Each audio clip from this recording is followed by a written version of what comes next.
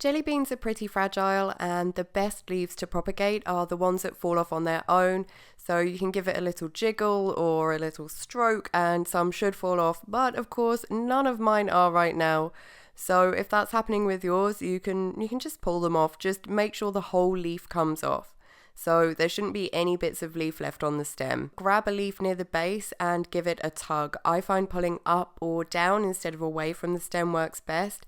Or you could give it a little twist. It's better to try and propagate healthy leaves. If they're already looking a bit peaky, then they'll probably shrivel up instead of rooting, but sometimes they'll root, so if you've got space, why not? Stick a few sad looking ones down, you might get lucky and get a whole new plant from it. If you check out the bottom of your leaf, there's a little dot in the middle. It's kind of hard to see, but that's where the roots come out of. Here is my propagation hive. You can use a pot, a plate, whatever you've got to hand.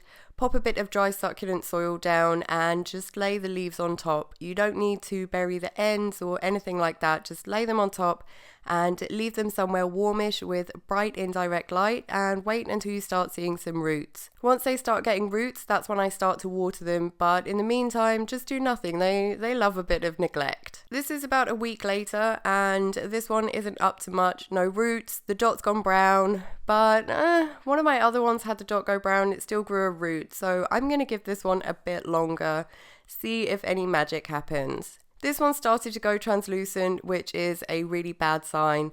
This one is probably a goner. It's a classic sign of doom in succulents when you start seeing that translucency. But I'm going to leave it there anyway until it shrivels up and dies or does something definitive. This one started to grow a teeny tiny little root. It's hard to see because it's so small, but here is a good shot of it. Hopefully you can see it. There's no real timeline for these. You can have them start to grow roots in a few days. It can take weeks. You can have them for months and they do nothing and then suddenly they grow a root or suddenly they shrivel up and die. It's a real mystery. This one is a show off. It is the leader of the pack. It's got some pretty long roots going on already and it's only a week old. So let's hope it carries on this way and turns into a full-on plant pretty quickly. When the roots get to this kind of size, I bury them with a tiny bit of soil. Nothing too crazy, just a little sprinkle of soil over the roots, but try and leave the end of the leaf clear because that's where the stem's going to grow from. And hopefully having that little bit of soil will help encourage the roots to grow down into the soil, and it means that when we water it, because the roots are in a little soil sandwich, it's going to keep them wet for a little bit longer. Okay, so let's water these guys. I use this syringe thing. I think an eyedropper would be better, but I don't have one. They're just a bit easier to aim than a syringe. And basically I'm trying to get the root wet and the soil underneath the root.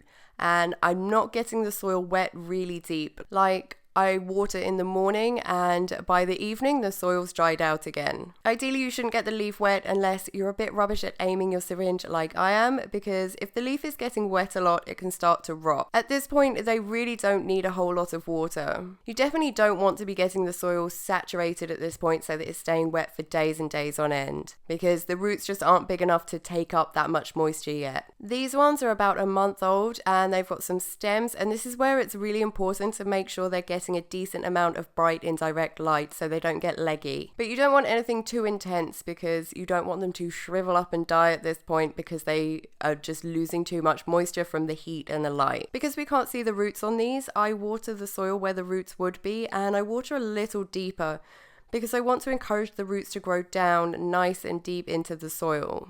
If you've got them in something shallow, then it's probably a good time to get them in a little pot or something just where the soil is deep enough for them to really start trying to anchor into it. And because these ones are getting watered a bit deeper, I make sure that I let the soil completely dry out between watering so they don't end up overwatered.